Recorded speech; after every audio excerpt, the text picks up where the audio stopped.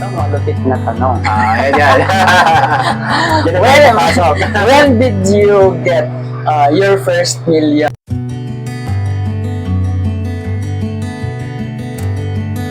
Magandang hapon po sa inyong lahat, mga coffee mates. Ngayon po ay special guest po natin ang CEO ng JFM Group of Business. Yan. At nagpapasalamat tayo sapagkat pinaunlakan niya ay ma-interview. Hey, mga followers ng, ng coffee dyan. Ay, tambayan ni Kuya Emil. Good day guys. Gusto po namin na makapagbigay sa inyo ng inspirasyon, kaya po nabuo namin ang isang ganitong programa para mabigyan natin ng encouragement at inspiration, motivation ang mga kabataan at ang mga Small business owners. Oo. Okay. Ma-encourage natin ang iba na pumasok sa negosyo at mag-settle dito sa atin para tumulong dito sa lugar natin para lalong ma-improve pa. Yan, para sa ekonomiya ng bayan. Oo. Yan. Para lalong umunlad pa yung bayan ng San Juan at ang Ilocos Sur. Yan. So, without much further ado, so paano yan, sir? How should I call you or how should I address you? Yun nga, JFM na yung ano natin eh. Yung brand na JFM, na-establish na natin. Kaya, yun, iba, tinatawag na lang akong Sir JFM, imbes na Francis or John, JFM na talaga. Oo. Nung high school ba tayo? Ano ba yung... Francis, Francis. Tapos yung iba, John, pero majority, Francis eh. Francis. So, pero ngayon, may business na, kaya na-establish na natin yung JFM. JFN naman. So, For short. Sir JFN, welcome to Coffee, ang tambayan ni Kuya Emil. Ayan, thank you. Ano po, sir? Introduce ng konti. Sino ba si JFN? Si Ayan, JFM, ayan. Si JFM ay, para sa kabatiran na iba.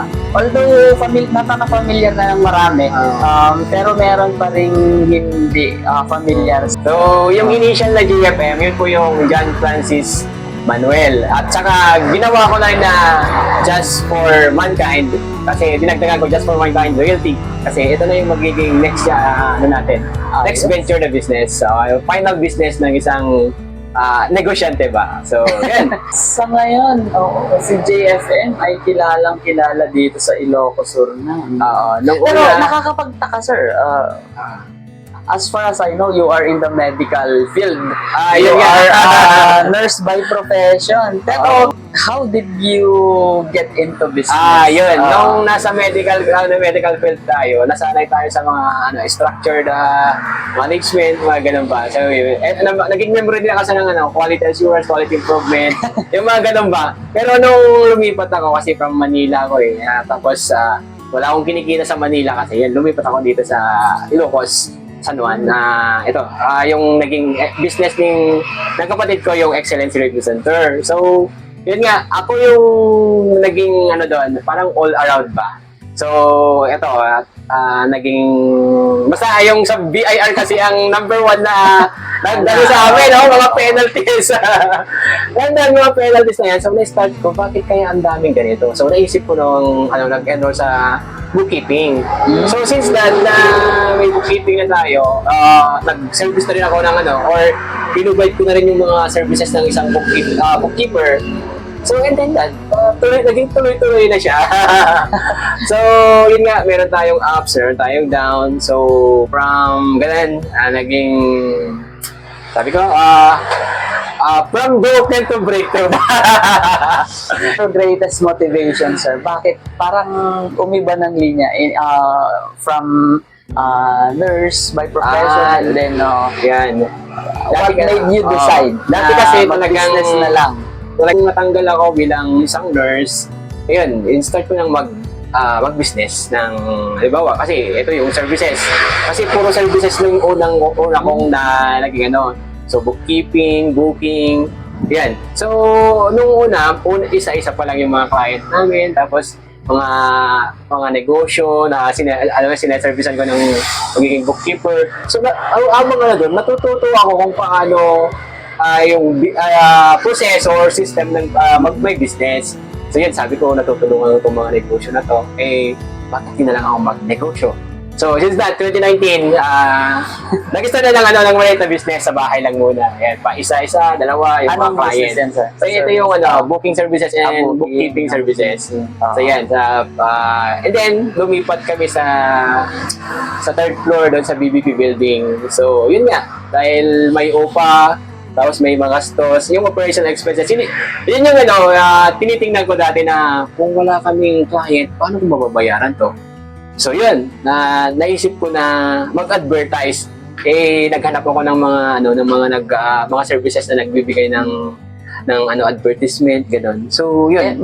Minsan din yung mga expenses. Motivation din yan. Motivation talaga din yan. Motivation din yan.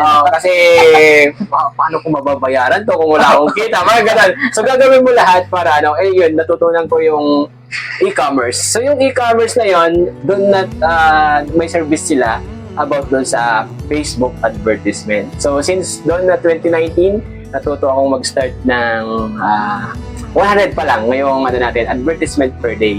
So kasi sabi ni Henry Ford din, yung business na hindi nag-advertise ay patay. So nag-advertisement ako 100, 500. And then yung pasok ang COVID. So yun na yung the humble beginnings of JFM.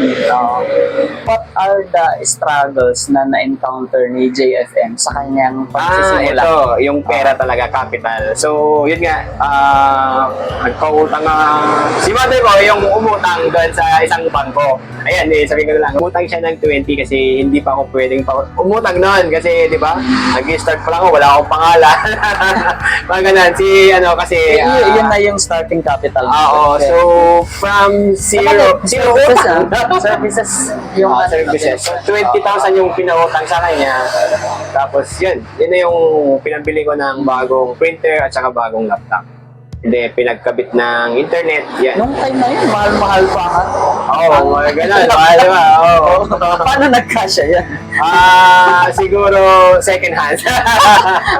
Mga second hand.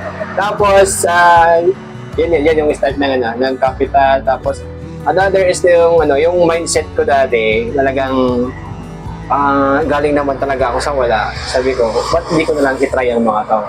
Ang dami ko kasing in-applyan na trabaho din. Tapos yun, mula nung ganun, wala pa akong tumawag. Pero nung nag-start na kasi ako from madami kong in-applyan. Tapos 1, 2, 3, 10 months na, nung 10 months na yung business, nandun, tumawag yung sa DepEd. Mag-start na ako, pero hindi ko na siya natinanggap kasi 10 months na kumikita na time na yun. Ang laki na lang kita ko tapos. Ang laki na lang kita namin. So bakit ko pa isusuko ito kung mas malaki na yung income na binibigay? Ito, malupit na tanong. Yan. When did you get your first million? Ito nga, pumasok ang COVID, di ba? So, nag-isip ako, bakit ganito? Wala na kaming client kasi lockdown na siya. Tapos, pero ang pagsisimula ba ng COVID, sir, ay... March ba yan? Wala talaga. Wala lang client nun pero ang ginawa ng gobyerno kasi, di ba? Magaling din ang gobyerno kasi ginawang digitalized lahat. So, nag-start na dito yung digitalization of business and digitalization of all the government. So, until now, ongoing pa rin yung digitalization nila. So, eto yun. Sabi nga, hindi tayo makalabas. Ayan. Pinut up ko si variety store saka si poultry. Kasi essential needs yan Hinabulo ko yon para makalabas kami. Para makapag-deliver. Kasi pag pag hindi ka makalabas or lockdown ka at hindi essential yung ginagawa mong business. Ilan yung pinapayagan lumabas. Mas tapos, sa Mindanao, tapos nurse din ako, kaya yan, frontliner. Naging ano, Oo, yan, volunteer. yan. Oo. Volunteer. So yan, nakakalabas kahit pa paano. Tapos, yun nga, dahil essential yung ginagawa natin, ilan ba yung binigyan ko ng ID ko? Na essential sila nag-work. Ganun. So, strategies natin. Okay, ganun din sa akin. Para makalagpas din sa sa border. Oo. Tapos yun nga, magkaroon ng million. Hindi ko napansin na million na pala eh. Na pumapasok kasi na-start ko na magkaroon ng 1,000 per day na advertisement, and then 5,000, and then 10,000 per day. Grabe yung 1 week na yun. Ang laki mo. Gagastos ka ng gagastos ka ng 50,000 for 1 week na Oo. So buong Philippines yung target sa digitalization eh. Hindi naman ako dati kasi gusto kong maging computer engineer. So yung mga websites Sa high school yung research na ilang buwan na nakuha mo yung first million mo. siguro kasi 3 months nun eh. January, February, March. So 3 months yun. Then kasi di ba nag-isip pa ako kung paano. So after 3 months, so mga 6 months siguro. Oo.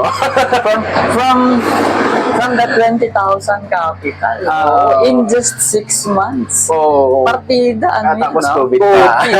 Oo. Yun din yung malaking malaking or isa sa mga magagandang nangyari. Yung iba kasi During alam panahon nila yung ng COVID, yung COVID, mawawalan ka lahat. Pero hindi eh. Bilang isang negosyante or entrepreneur, dapat alamin mo kahit sa panahon ng mga adversity na gano'n, may opportunities pa rin na mangyayari. Yan yung natin, isip natin, yung mindset natin, gano'n. Okay. Kaya din kahit medyo mahirap, medyo matagal, Hindi mo napapansin pero nakikita mo na yung nakikita mo yung pagtaas ng expenses mo, pagtaas ng hindi lang expenses kasi di ba pag tumaas yung expenses mo sa advertisement, talagang times 5 to times 10 yung ipapasok ni Facebook advertisement sa bangko mo. Ayan. Ayan yung sikreto natin. Dito sa Ilocos, medyo dumadami yung pumapasok sa negosyo, nagsisimula sa na magka-interest sa negosyo. Masasabi natin na successful na sa field ng business. Ano yung maipapayo nyo po sa amin na nagsisimula at doon sa mga doon sa mga estudyante, mga kabataan na gustong magsimula sa Ganun lang, negosyo? focus lang sa kung gusto yung passion mo, kung ano yung gusto mong gawin ngayon, i-start mo na agad kasi pag hindi mo umpisaan, wala rin mangyayari. So, ito, umpisahan mo and then, nandun na kasi sunod-sunod na yung kung nandun na yung passion mo, nandun na umpisahan mo, doon mo na maiisip lahat paano ipasok or paano pumasok yung pera sa negosyong in-start mo. Yung consistency, tapos kung lagi mo siyang ginagawa, tapos yun, nagkakaroon ka ng system.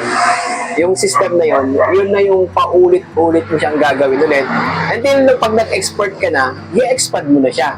Or mag-train ka ng mga bagong staff na gusto mong turuan kasi idudouble mo yung sarili mo kumbaga yung sarili mo na may mindset na ganito at system na ganito, i-duplicate mo siya.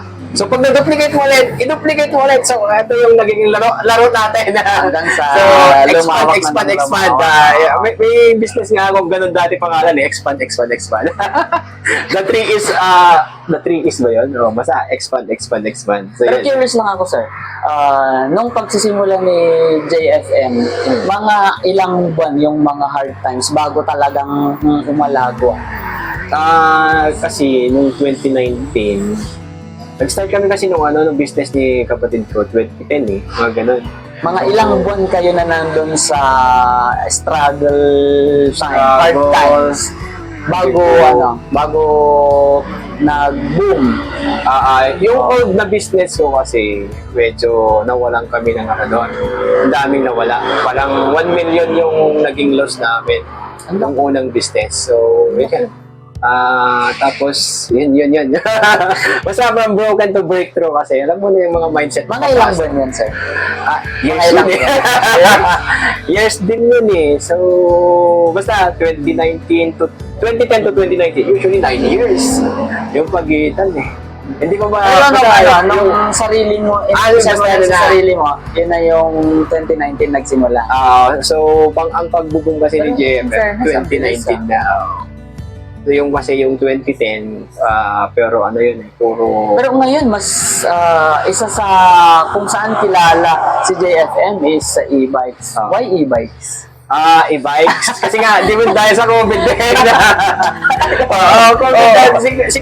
Si COVID din ang nagpaano nan. So, di ba, nung COVID, bawal ang magkasabay, dapat solo-solo lang. Ayan, eto pumasok yung bisikleta. Pero nag-new normal na, yung bisikleta, naging e-bike. So, yun. So, in-start din natin, noon is pa isa-isa pa lang yung binibili namin sa supplier. O yun nga, dinanatan ko ulit ng advertisement. Nung nagkaroon na ng advertisement, ang laki.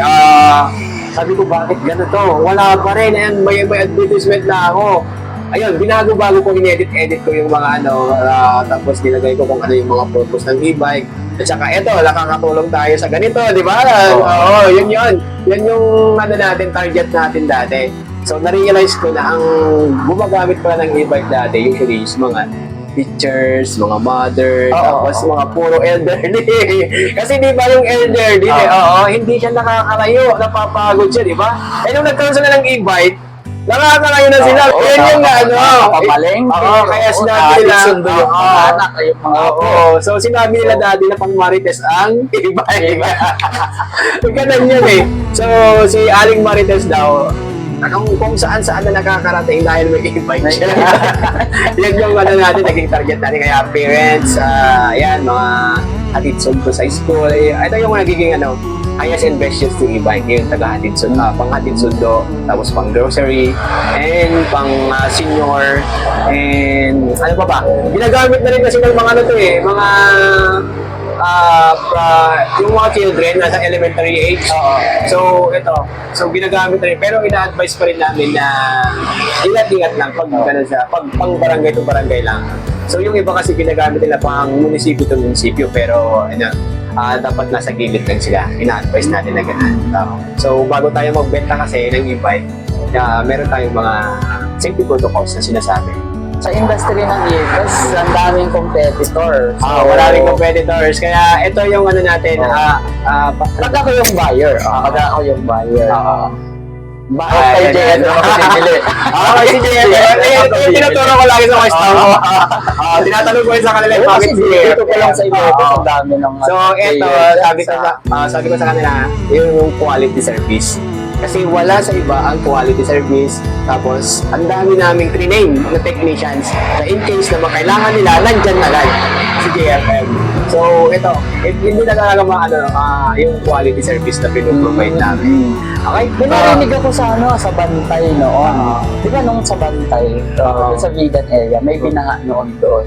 Lahat ng binaha sa amin napunta. Ayun nga, Tapos yun yung nagawa namin narinig ko. lahat. Oo. Yung ibang competitors, hindi ewan ko lang. Malaking tulong na nagawa ni JFM nung time na yun. Kasi, although kahit yung hindi binili sa inyo, in-accept ni JFM. In-accept namin kasi kasi nabaha. tulong rin. Kaya it's to be JFM customer.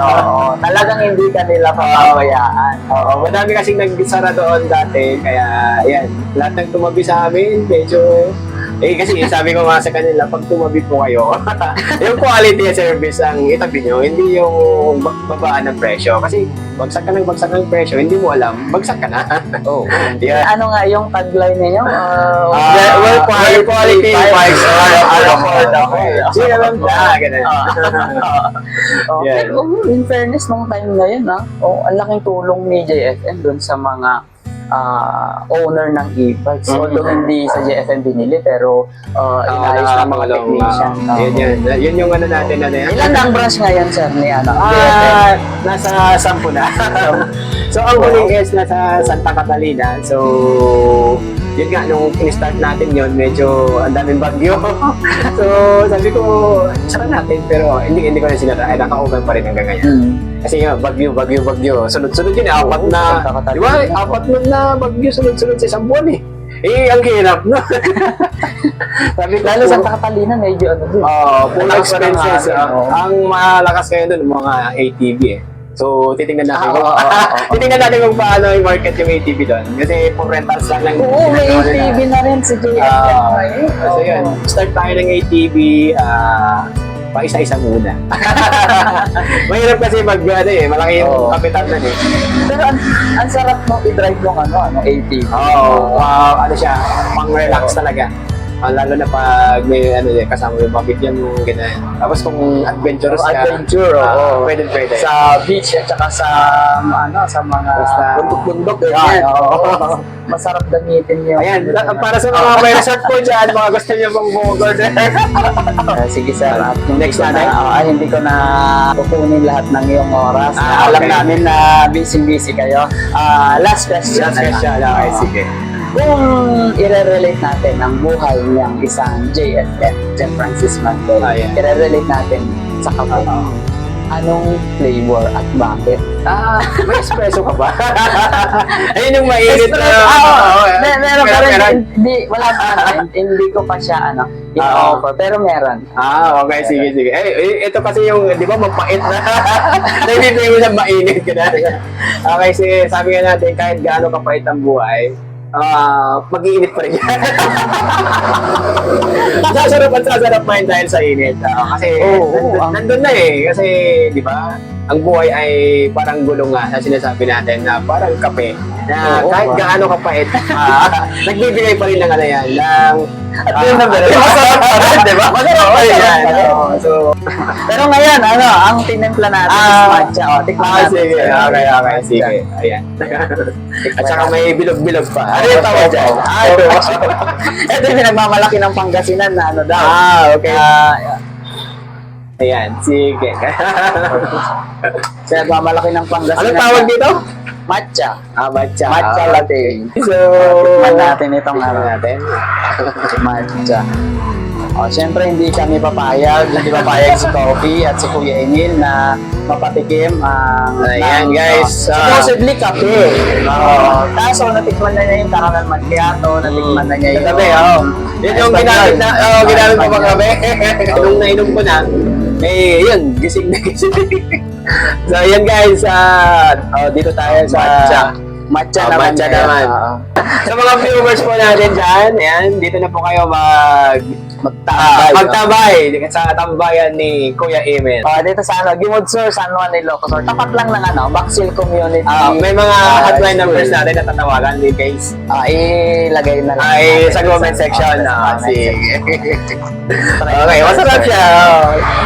May itong siopaw. Pinagmamalaki ng Pangasinan to eh. Siopaw na masarap daw kahit walang Kasi walang sauce. Oo. Kaya, Ayan. So, eto naman ang siopaw natin guys. tikman natin kung totoo yung sinasabi. Oo nga, masarap nga. Yan. Oo nga. Basta masarap siya. Hindi naman yun. Tara na, tayo na. Merienda muna tayo guys. Sir, it's a simple token of appreciation Ayun. sa pagpapaunlak sa thank aming you. request. Maraming salamat po muli sa pagpayag ninyo na may feature namin perfume courtesy Ayan. of Ayan. Esos de Farina. Okay. Sige. Ayan. Yan. Okay, thank po. you. Thank you. Ayan. Sir, maraming salamat po sa inyo. Sige. Welcome back guys! Ngayon naman, it's about time for us to tell naman and share what are our takeaways from that very significant interview with the CEO of JFM Group of Businesses. Yan. Una, siguro, ito yung napansin ko sa kanya. Napaka-humble niya.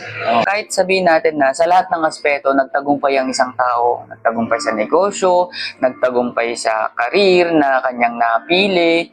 ay mahalaga pa rin na maging mapagpakumbaba tayo.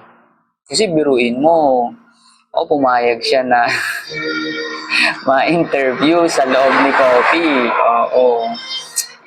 Medyo mainit kasi sa loob man ng truck yun. Hindi man natin mapa-airconan yung likod ni Coffee. Thank you, Sir JFM.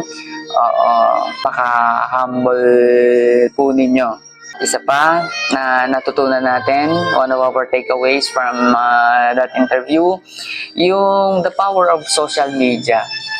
Oo, sabi nga nila nung ibang mga mentors at mga coaches, sabi nila, this year daw, 2025, the best marketing strategy is digital marketing. Oo. Lalong-lalo na yung content creation.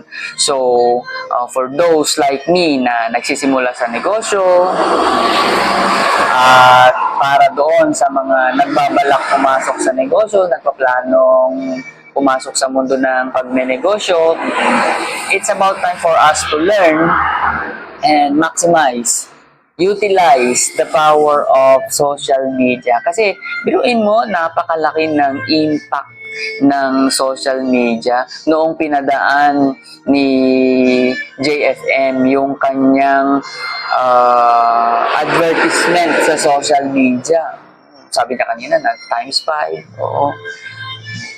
O di kaya mas malaki pa doon ang maaring balik naman sa'yo. Kaya, yun, sabay-sabay nating aralin at sabay-sabay nating i-implement yan sa atin. Para nang sa gayon, kung paanong nagtagumpay yung iba, tayo din, makukuha din natin yung formula, magtatagumpay din tayo. At eto, yung pinakamahalaga na natutunan natin mula sa kanya, pinaka-importanting takeaways natin na never lose hope. Oo. And never give up our dreams, our goals in life. Kahit pa sabihin natin na medyo hindi maganda yung sitwasyon at pagkakataon para sa atin ngayon, who knows? Oo. Bukas makalawa, tayo naman. Ipagkakalob din yung tagumpay para sa atin. Merong kanya-kanyang panahon din kasi yan. Kung sila ngayon yung panahon nila, baka bukas, sa susunod, tayo naman yung magtagumpay. Mahalaga lang dyan, huwag tayong mawalan ng pag-asa, huwag tayong tumigil. Dapat maging consistent tayo. Huwag tayong tumigil in finding ways para makuha natin yung formula to success. At kapag nakuha na natin yung formula, yun ang paulit-ulit at uulit-ulitin nating gawin para sa lalong kapagtatagumpay nung negosyo natin or yung path na napili natin. Ito naman ay galing naman kay Kuya Emil. Guys, mga coffee mates, alalahanin natin, ang buhay ay parang kape lang yan. Minsan mainit, minsan malamig, minsan creamy, malinamnam, minsan mapait, minsan matamis. Pero ito ang tandaan natin. Lalo sa mga mahilig sa kape. Kahit pa sabihin natin, gaano kapait. Kahit sabihin natin Amerikano yan or yung black coffee kung tawagin. O kahit gaano kapait yan, at the end of the day, masarap pa rin. Whether it be iced, whether it be hot coffee, sarap pa rin ang kape. Kaya, no matter what life will bring us or kahit ano man ang ipakita sa atin ng pagkakataon, kahit pa sabihin natin na para bagang nagkadamalas-malas ng buhay natin. Kasi gawin mo, hindi lang iisa, kundi parang patong-patong na yung problemang dumating sa atin. mas masarap pa rin na ine-enjoy natin ang buhay. Huwag lang natin kakalimutan, lagi tayong magtiwala sa magagawa at sa kapangyarihan ng ating Panginoong Diyos at lagi lang natin gawin yung mga bagay na nakasisiya sa Kanya. At kayang-kayang ipihit ng ating Panginoong Diyos yung inaakala natin na pinakamalas ng pangyayari sa buhay natin tungo sa ating ikabubuti. Maraming salamat po sa inyong lahat. Dito na kayo tumambay sa tambayan ni Kuya Emil with Coffee. Mag-usap tayo. Bye!